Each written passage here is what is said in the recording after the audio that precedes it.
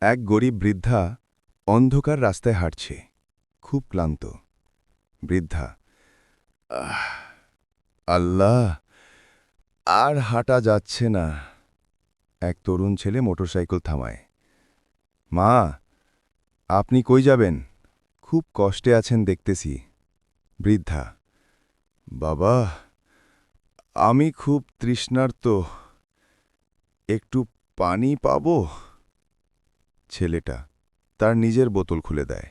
বৃদ্ধা একটু পানি খায়, চোখ ভিজে যায়। বৃদ্ধা, আল্লাহ তোমাকে এমন জায়গা থেকে রিজিক দেবে যেখানে তুমি ভাবতেও পারবে না।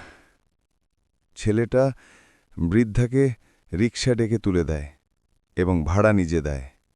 বৃদ্ধা দূরে চলে যায়, শুধু দোয়া করতে থাকে। ফিরে আসার পথে ছেলের ফোনে মেসেজ, কনগ্র্যাচুলেশনস, আপনি যে চাকরির জন্য আবেদন করেছিলেন, আপনি সিলেক্টেড হয়েছেন। ছেলের চোখ ভিজে যায়। ছেলে, আল্লাহ, মাত্র এক গ্লাস পানি, আর তুমি এত বড় নেয়ামত দিলা।